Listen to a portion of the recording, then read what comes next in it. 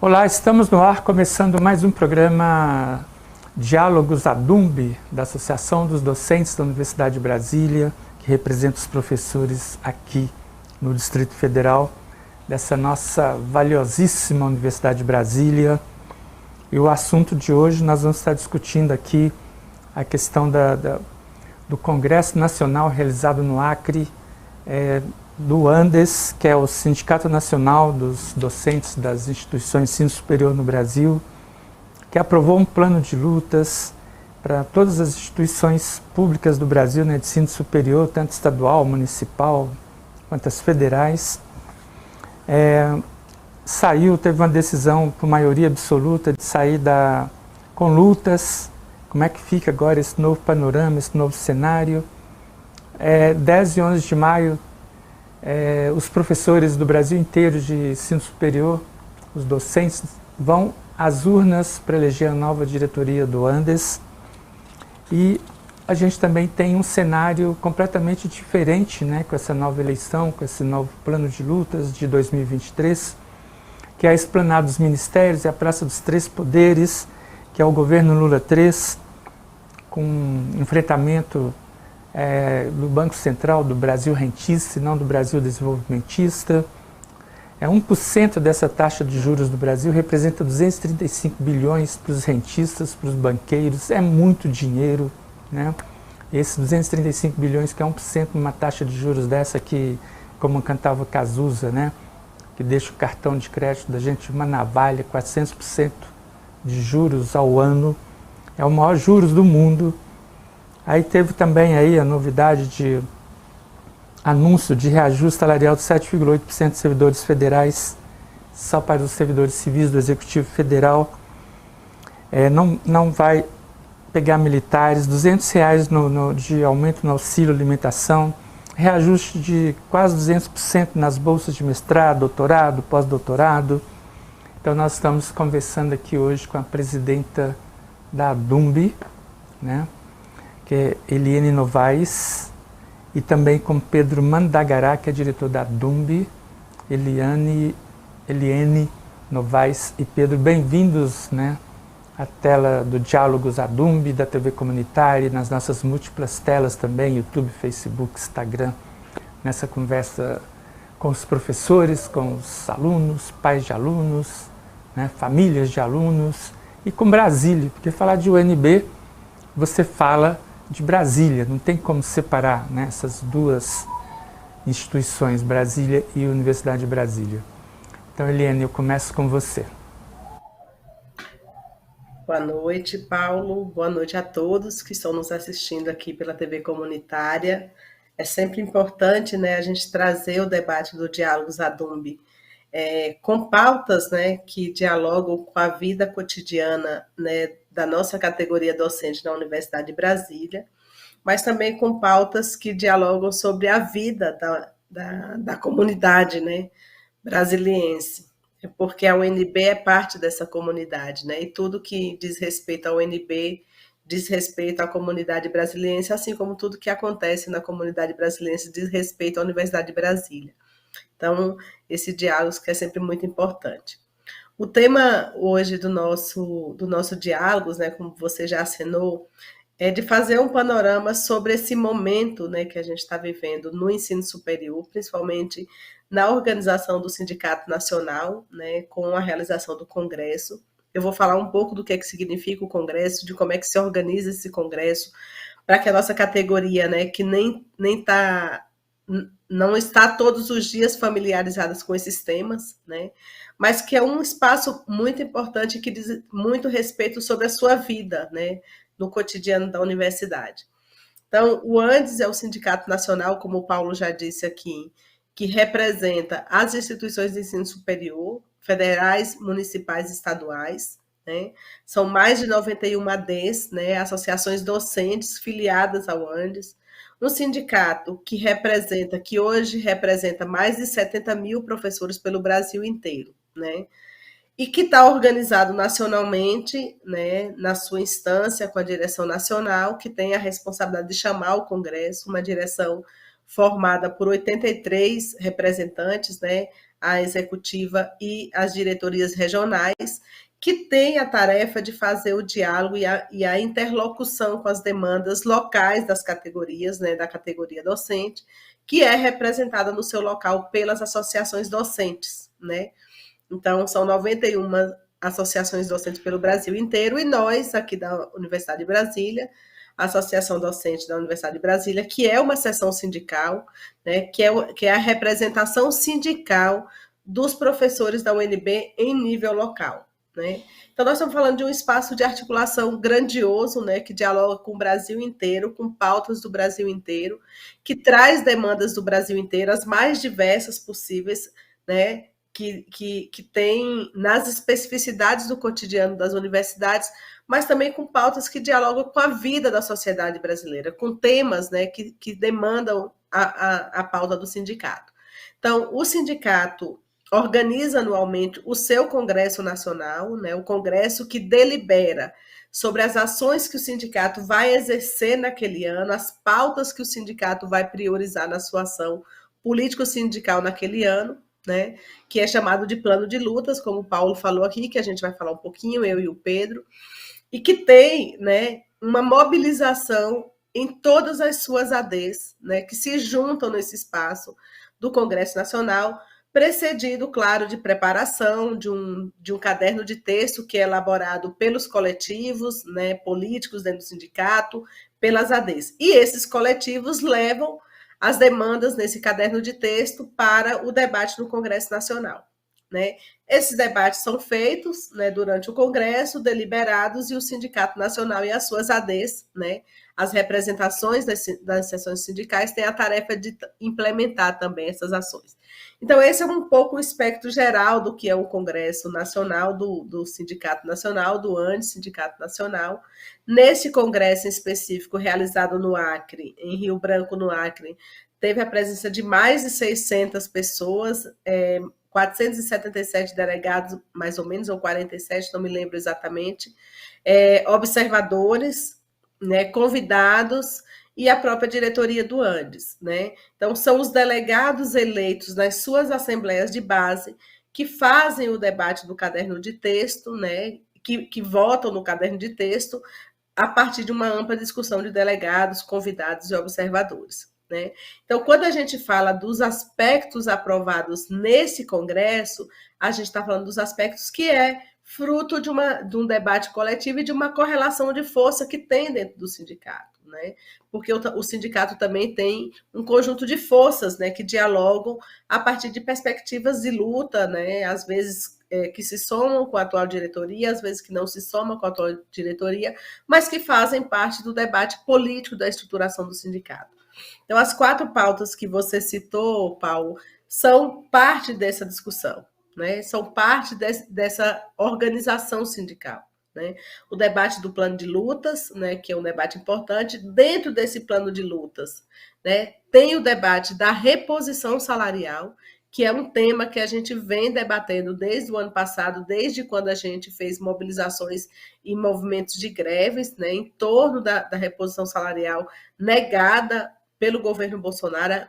Temos que lembrar disso, né? O governo Bolsonaro se negou, né, a negociar, a fazer qualquer tipo de negociação com a categoria docente para a reposição salarial. O debate da desfiliação da CSP com lutas, que é um debate bastante importante. Isso parece não ser importante para a categoria, mas né, porque o sindicato ele avança mais e menos a depender da sua correlação de força, né, e na nossa avaliação tinha uma correlação de força que impediu o sindicato de avançar na luta. E o último ponto que você citou, que é bem importante, que é o desencadeamento do processo eleitoral para o Sindicato Nacional, que acontecerá a coleta de votos propriamente dita no dia 10 e 11 de maio, mas que tem um processo de construção aí. Então, a gente vai falar um pouquinho desse panorama, falar que é um sindicato, né, que tem uma intensa mobilização das ADs para essa participação no Congresso, tanto do ponto de vista, né, de mobilização de textos, quanto de mobilização da sua militância, da sua base, da sua categoria. Né? Então, nós estamos falando de um Congresso com mais de 400 delegados. E que tem muitos debates, intensos debates aí. Então, inicialmente, eu queria fazer um pouco esse panorama para explicar para as pessoas por que é tão importante a gente falar do Congresso Nacional, do Sindicato Nacional, e qual é a importância que tem a ADUNB, enquanto seção sindical desse sindicato, né, participar do Congresso. Porque é a partir desse debate que a gente está no Congresso do sindicato que a gente leva também, né, e reafirma também as demandas da nossa categoria, especialmente aquilo que trata, né, da defesa da universidade pública, que é um princípio importante para a nossa luta, e como base, né, da defesa da universidade pública, a defesa, né, de condição de trabalho. E condição de trabalho tem como princípio básico salário decente, né? Condições de trabalho decente passa por salários decentes. E tudo que nós temos ou não temos ao longo desses anos é trabalho decente, dado as defasagens inflacionárias, as perdas por políticas, né, de arroxo que foram implementadas pelo governo Bolsonaro, que impactaram diretamente a condição de trabalho dos docentes do ensino superior, inclusive os nossos docentes do ensino superior da Universidade de Brasília. Então, a gente vai falar um pouco sobre isso, de como é que esses temas dialogam com a nossa vida cotidiana e por que esses temas debatidos no Congresso do Andes, eles são tão importantes para a nossa categoria. Então, eu queria inicialmente aí, Paulo, dar esse panorama antes da gente entrar propriamente nos temas que você acenou aí. Obrigada aí pelo espaço. Do arroxo salarial em cima dos professores, que não é uma categoria que está no céu, né? Quem pensa em professor universitário está no céu. Não, professor universitário tem suas lutas. Ainda nós passamos por um período de muitos cortes de recursos da universidade, né? Que afeta diretamente o professor, os estudantes, todo mundo.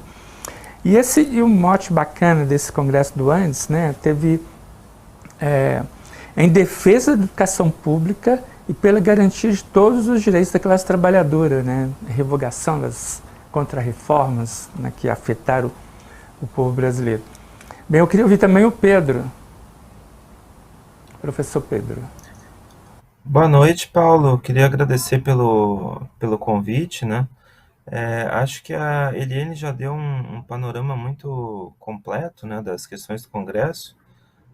Nós da DUNB fomos uma delegação de 10 delegados, acompanhados de uma jornalista, né, e eu acho que foi um momento interessante de representação das demandas da UNB dentro desse evento, né.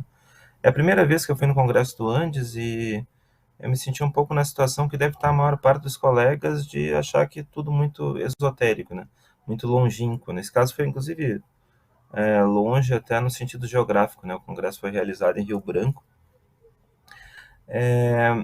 Mas o que eu sei depois do cansaço desses 5 dias de atividade intensa, manhã, tarde e à noite, né, no Congresso, é que a gente conseguiu debater muitas pautas importantes que fazem sentido no dia a dia do que a gente está pensando na universidade, né.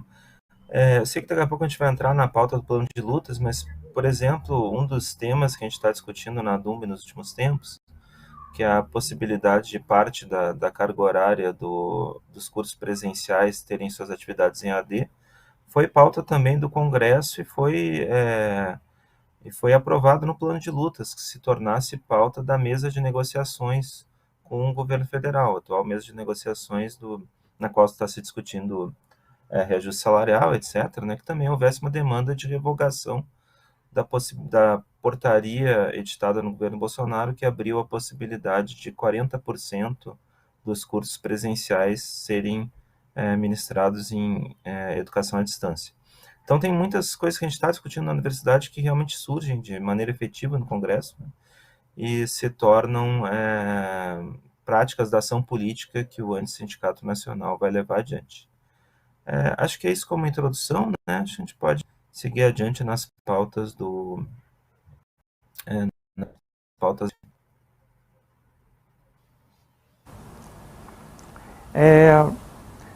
Então vamos entrar então na questão do plano de lutas. Eu queria saber da presidenta, né, Eliane Novaes, professora, desse plano de lutas, né, dessas resoluções todas, quais são os pontos mais assim relevantes, né, para para esse movimento, para mobilizar o professor nesse momento? Então, Paulo, falar do plano de lutas do Sindicato Nacional é um tema bastante complexo, né? Porque o sindicato está organizado em grupos de trabalho e esses grupos de trabalho elaboram as pautas dos planos de luta, né? Então, você tem plano de luta que dialoga sobre a política educacional, sobre a política de formação docente, sobre a política de carreira, sobre a política sobre a questão agrária, ambiental e urbana. Então, você tem uma diversidade de temas de grupos de trabalho que elaboram propostas de planos de lutas, né? A gente sempre entende que tem uma parte do plano de lutas que é bastante importante, como o Pedro levantou aqui, né, como pautas que dialogam diretamente com a vida da categoria, né, com demandas prementes da categoria, e a gente entende que esses temas deveriam ter maior tempo de debate durante o Congresso. Mas esse plano de lutas também é feito de preparação de congresso, de seminários, de encontros, né, de debates que o sindicato irá promover ao longo do ano, né?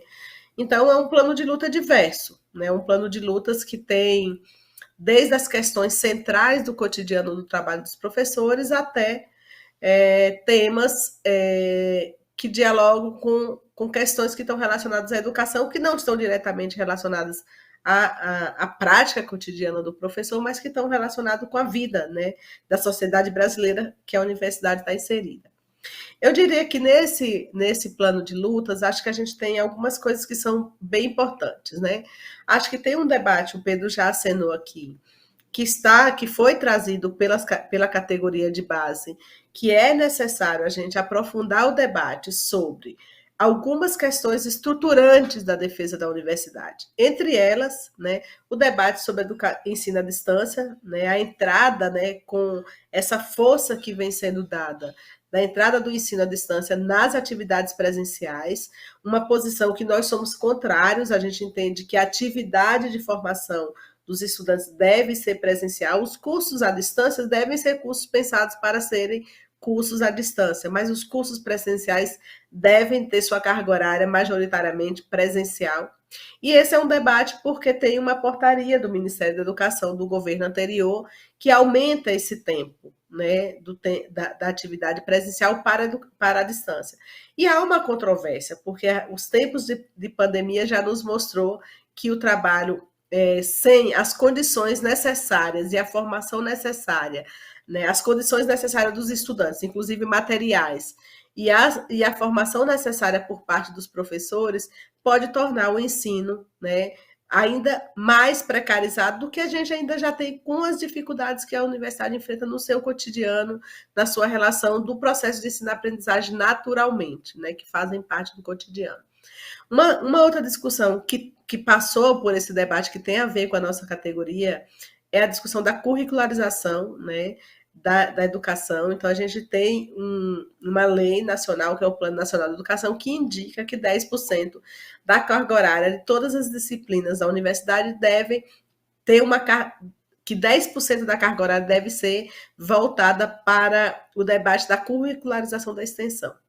Esse é um debate extremamente complexo, né, porque isso implica numa mudança estrutural dentro da universidade, e existe prós e contras nesse debate, né, que a gente entende a importância da extensão, mas há uma controvérsia de como implementar o debate da extensão curricularizada por dentro das disciplinas. Então, esse também foi um debate que está acenado para a necessidade de aprofundamento do Sindicato Nacional fazer o aprofundamento sobre esse tema.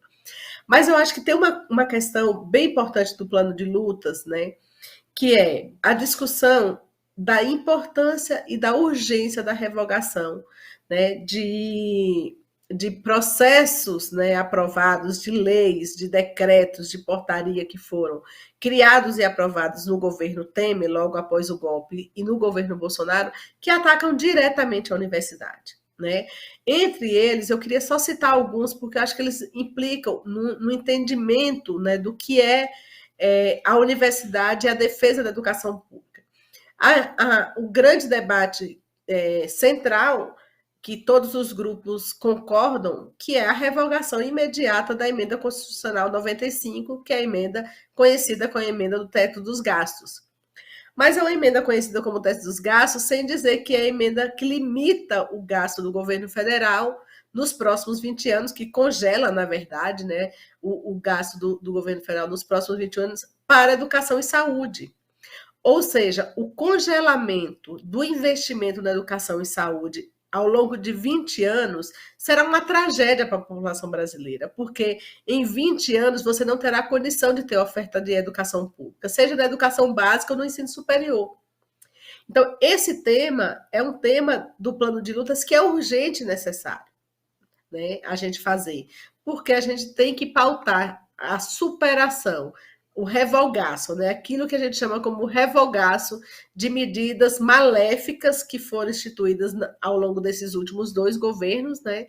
Do governo golpista do Temer e depois do governo fascista do Bolsonaro, que precisam ser tiradas, né? Porque eles impactam diretamente, eles implicam diretamente a precarização das condições de oferta da educação pública brasileira, assim como implica a precarização da oferta da educação, da saúde pública brasileira, né? Só que junto com esse revogaço existem outros urgentes, né? A reforma do ensino médio, a reforma do ensino médio que, não sei se você tem acompanhado, até as mídias mais burguesas que a gente tem, vamos dizer assim, mais à direita que a gente tem, já passaram a criticar a reforma do ensino médio, que é o esvaziamento total da formação da juventude, né? A juventude hoje, com a reforma do ensino médio, perdeu a possibilidade de uma formação mais ampla, né? Sendo restrita a disciplinas que vão cair em provas, né? Em provas de avaliação. E isso já tem demonstrado nos resultados que é uma tragédia para a juventude brasileira, né? Então, o revogaço do ensino médio é uma pauta urgente do plano de luta. Mas por que é tão importante discutir o ensino médio para a universidade? Porque sem formação de qualidade no ensino médio, sem alunos se formando no ensino médio, não existe educação superior, né? Porque à medida que o ensino médio recua na sua oferta de formação, recua-se as demandas para o ensino superior. E essa é a intenção do governo, né? Quando muda o Enem, né, quando dificulta a juventude em fazer o Enem, porque isso diminui a entrada dos jovens no ensino superior, ou diminui, inclusive, a expectativa desses jovens entrarem no ensino superior. Então, essa é mais uma ação do plano de luta que nós temos que levar a cabo em conjunto com os movimentos sindicais, né, que organizam a educação básica no Brasil inteiro.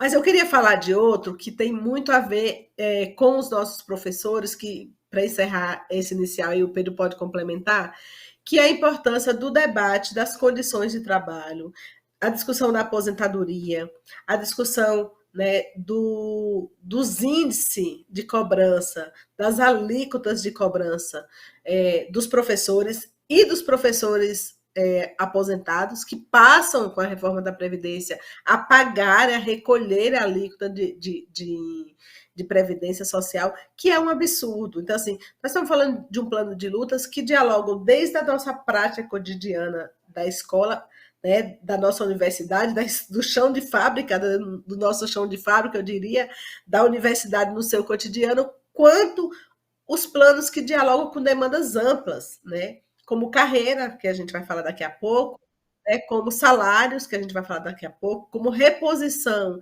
de vale alimentação, que é um absurdo do ponto de vista do distanciamento que existe dos valores de plano de vale alimentação para um professor e um outro servidor, né, do legislativo ou do judiciário. Então, são planos de lutas que dialogam diretamente com essas questões. E é uma infinidade de temas, né? Então, às vezes, a nossa crítica, né, essa dinâmica, né, é que são tantos temas, né, a gente traz tantos temas para o plano de luta que alguns temas que são urgentes e necessários, eles acabam não tendo o devido tempo de aprofundamento. E que a gente precisa construir, né, ao longo do ano outros processos de participação, seja na AD ou nos grupos de trabalho, para desdobrar, né, esses debates, essas reflexões e esses apontamentos que a gente aprova, delibera no Congresso. Eu queria dialogar com o professor Pedro Mandagará, também diretor da DUMB, sobre, por exemplo, o governo está voltando agora, dia 28, com o CONSEA, Conselho de Segurança Alimentar no Brasil, né? Uma coisa importantíssima, foi extinto. Assim como o governo anterior também, genocida, matou o Fórum Nacional de Educação, em contrapartida criaram um Fórum Popular de Educação, mas o Andes não participava e agora vai participar também. Com certeza o governo deve voltar, prometeu que volta, né, com as conferências, com a participação popular no governo, nas decisões de governo. E além de sua complementação do que a professora disse, Pedro, o que você fala também da importância dessa presença na participação popular no governo e nos fóruns que existem? Obrigado pela pergunta, Paulo. Bom, acho importantíssimo, claro, a participação no Fórum Nacional Popular de Educação, mesmo que tenha sido aquém, né, do que a DUMB defendia, né? A gente defendia uma participação plena, e o que foi aprovado foi uma participação antes como observador no Fórum Nacional Popular de Educação. Eu acho que tem dois processos complementares que estão inseridos nessa discussão, né? Um deles, que tu já mencionou, né, foi já começando no governo Temer, mas muito intensificado no governo Bolsonaro, o esvaziamento de espaços de participação da sociedade civil no Estado brasileiro, né? A gente viu que foi o absurdo do fim do CONSEA, do Fórum Nacional de Educação, mas também vários espaços sendo subvertidos, né, como a Comissão de Anistia ser integrada por pessoas que chamam o golpe militar de revolução, né? Então, isso tudo aconteceu ao longo desse governo e impediu, na prática, a participação popular. E, por conta disso, foram se criando esses espaços de participação popular alternativos. Espaços que tentaram combater o golpe de 2016, que combateram o governo Bolsonaro, né?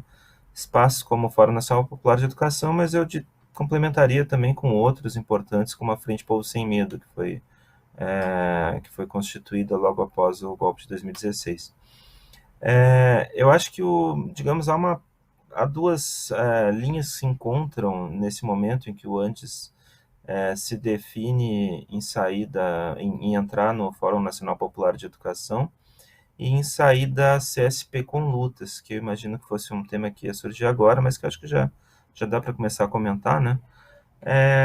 Que é o Andes, enfim, talvez a CSP com lutas, essa central sindical bastante importante, a que o Andes estava afiliado até agora, atuava para algumas pautas como uma espécie de pedra no sapato, que impedia que um passo mais largo fosse dado para algumas questões, né? Com uma atuação que eu avalio, e acredito que boa parte do Sindicato Nacional também avalia agora, como muito restritiva, uma atuação que se propunha ser tão à esquerda que não conseguia dialogar com outros espaços da esquerda. A CSP com lutas eu acho que acabou impedindo, ou enfim, não sei se tinha força para impedir, mas restringindo o espaço de articulação do Andes com outras forças ao longo desse período de retrocesso que a gente teve desde 2015 e 2016. Então, eu acho que as duas decisões tomadas nesse Congresso, né, tanto sair da CSP com lutas quanto entrar no Fórum Nacional Popular de Educação, embora como observador, vão na direção de uma luta conjunta, né, mais ampla a ser tomada pelo sindicato, agora em articulação com outras categorias, com outras entidades educacionais, para construir um novo presente, né, um presente em que, bom, a gente tem já um espaço maior possível de atuação, né, já que é muito mais fácil dialogar e negociar com um governo que está disposto a dialogar e negociar, mas também num momento em que vai ter confrontos, né? A gente sabe que, sendo o governo que for, a educação privada vai ter muito lobby, vai ter muito espaço de negociação dentro do governo, enfim, a gente tem que se colocar como outro polo para defender os nossos valores da educação pública, para defender esses valores que a Eliane trouxe antes, formação, de uma formação cidadã, de uma formação para a democracia. Enfim, eu iria por aí, Paulo. Não sei se a Eliane quer complementar. Eu acho que eu já acabei jogando para um outro tema que a gente tem que trazer, né, que é o da CSP. Mas talvez seja bom também por conta do nosso horário, né, que a gente já tá invadindo um pouquinho. Acho bacana aí o que você disse, mas Eliane, acho que a gente, para finalizar, tinha que partir já para outro tema, que 10 e 11 de maio os professores docentes de ensino superior no Brasil vão às urnas. Ainda vai demorar um pouquinho, né, só em maio, mas avisando de antemão que vão ter 4 chapas na disputa, né?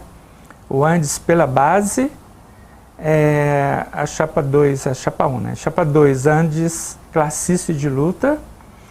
Chapa 3, Renova Andes. Chapa 4, Andes classista, romper com a capitulação para lutar por salário, direitos pelo socialismo.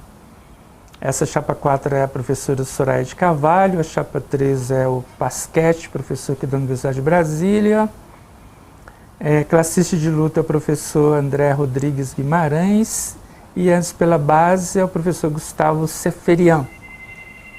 Vai ser um processo de muita mobilização da categoria em nível nacional, e essas questões todas do plano de luta passa por uma eleição, né, Eliane?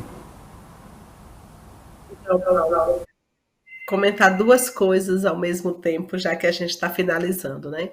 Primeiro que tem uma pauta muito importante que está no debate da categoria docente, que é o debate da reposição salarial. A gente já fez um debate aqui em outro momento, né, do diálogo, mas eu proponho que a gente em breve faça um diálogo específico sobre isso, né? Nós apresentamos, né, a defesa de que a reposição salarial fosse de 27%, que são as perdas inflacionárias do governo Bolsonaro, um aumento linear, ou seja, para todos os servidores do executivo, e um aumento emergencial, tendo em vista que as perdas desses últimos anos, né? Nós temos professores que estão sem aumento desde 2016, como é o nosso caso da categoria, né? Que foi o nosso último ajuste aprovado no governo, né?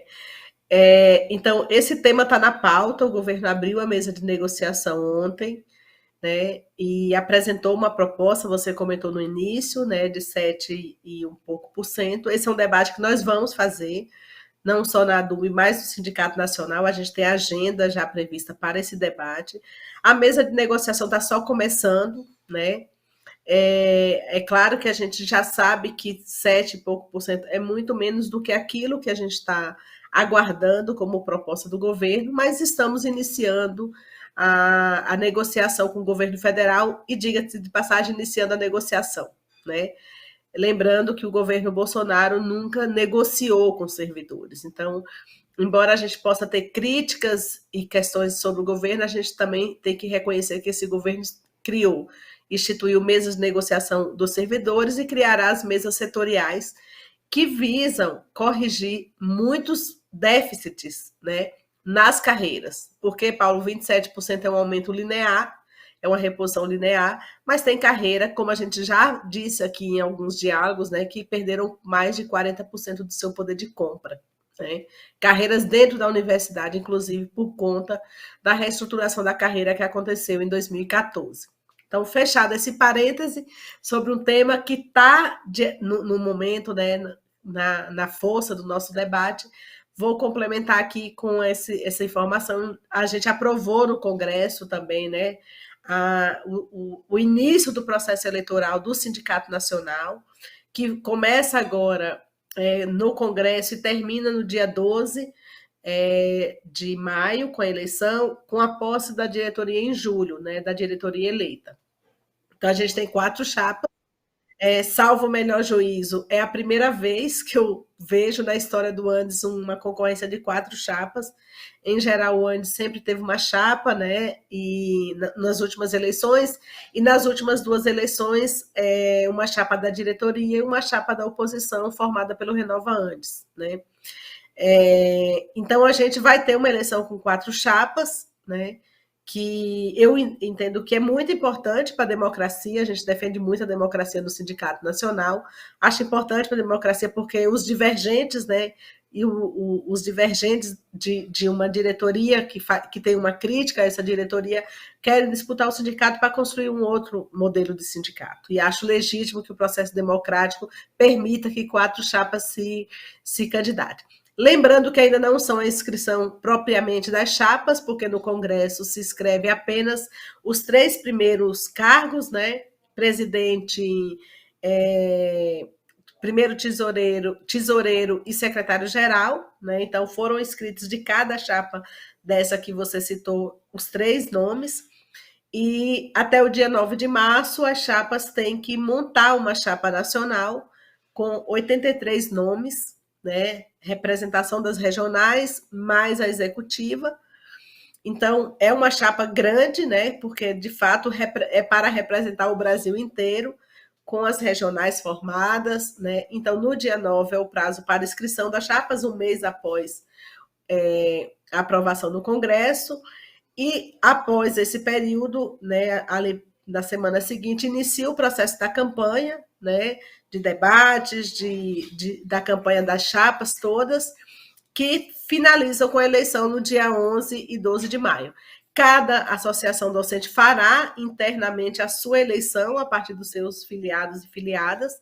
Nós faremos aqui no sindicato em Brasília a eleição dos professores da UNB, que será coordenada por uma comissão local, né, presidida por uma direção local, né, do sindicato, no caso da nossa diretoria presidirá a comissão local com a representação das chapas e vai organizar a base da eleição, né? Então, a eleição acontece aqui na universidade, organizada por essa comissão eleitoral, né, formada por membros da comunidade acadêmica, né, representação da diretoria do sindicato, né, da nossa diretoria no caso, e das indicações das chapas. Uma eleição muito importante, para um momento muito importante, para uma conjuntura muito importante, né? Uma conjuntura que requer uma direção que dialogue, que construa diálogos com o governo, que faça o contraponto, mas que dialogue, que faça os enfrentamentos, mas que dialogue. Uma diretoria que terá pela sua frente a reconstrução do processo democrático, né? Nas universidades, com a retomada do debate democrático das eleições das eleições para reitor, que foi violentamente atacada pelo governo Bolsonaro. Como vocês sabem, no Brasil, mais de 27 universidades têm interventores indicados por Bolsonaro. Então, um sindicato que tem uma pauta de luta extremamente importante e que a eleição dará, né, as condições de que a chapa vencedora dê encaminhamento a isso. Além, claro, né, Paulo, de tudo que você já disse aqui, né, uma pauta que vai dialogar com cortes de orçamento, universidades sucateadas, né, pesquisa sucateada dentro das universidades. Então, é a reconstrução mesmo, reconstrução da universidade pública, reconstrução do processo democrático dentro das universidades e a recolocação da importância da universidade na conjuntura. Então, uma eleição que, de fato, significa muito, né, para a categoria docente, e nós aqui da Universidade de Brasília, né, do nosso sindicato, faremos o nosso trabalho de casa, que é mobilizar a nossa categoria, né, para votar, para escolher os seus representantes, né, para escolher aqueles que ela entenda que possa representá-los melhor e que se somar ao Brasil aí na votação para eleger a melhor opção, né, que tem entre as chapas que estão disponíveis, né, para votação. Então, dizer que é essa nossa pauta, né, que estamos com essa responsabilidade, eu e o Pedro aqui pela diretoria, temos essa responsabilidade de dizer isso, de construir esse processo internamente no sindicato, junto com os diretores, né, que não estão aqui, mas estão representados por nós aqui nessa apresentação. Acho que é isso, Paulo. Agradeço já para encerrar aqui minha fala, passar para o Pedro, mas dizer que é sempre muito importante esse espaço para a gente fazer o diálogo com a categoria. Obrigada aí pela oportunidade dessa entrevista. Valeu, Eliane. Pedro, suas considerações finais, um minutinho que a gente já estourou, 40 minutos. Queria agradecer isso, né? E dizer que, enfim, vamos tentar fazer um processo eleitoral o mais tranquilo possível, né? encerrar chamando as pessoas a conhecerem as 4 chapas, né? Acho que são propostas bastante do que deve ser o sindicato, dos caminhos da categoria no futuro, né, nos próximos 2 anos. Então, enfim, chamaria as pessoas para irem conhecendo as chapas e os filiados a votarem em maio na eleição para a direção do AMS. Agradeço o espaço, Paulo, e, enfim, vou encerrando por aqui. Então, agradeço muito aí a sua audiência, né? Compartilhem, e lembrando que esse programa está passando também em nível nacional, na TV Comunitária do Brasil, replicada pelas TVs comunitárias também do Brasil inteiro, 140, e nos canais 28 da Sky, 28 da Oi TV, no satélite, né? E também no 3 da Claro TV, canal 239 da Vivo GVT e canal 20 da nossa TV brasileira. E lembrando bem que tudo que disse aqui Eliane, Pedro, recurso não falta de forma nenhuma, porque, como eu disse antes, a cada 1% a taxa Selic hoje 13,5%. É jogado isso lá para o Tesouro que vai pagar, o Banco Central aumenta e o Tesouro paga. A irresponsabilidade tal independência do Banco Central, que é a dependência do mercado. 1% aqui, se baixar para 12,5%, o Tesouro Nacional deixa de pagar 235 bilhões para os banqueiros. Então, dinheiro não falta nesse orçamento de um país de economia de 7 trilhões, 9ª, 10ª economia do mundo. E essa economia tem que valorizar a classe trabalhadora brasileira, a universidade brasileira, a universidade pública brasileira. Então, um grande abraço e até o próximo Diálogos Adumbi.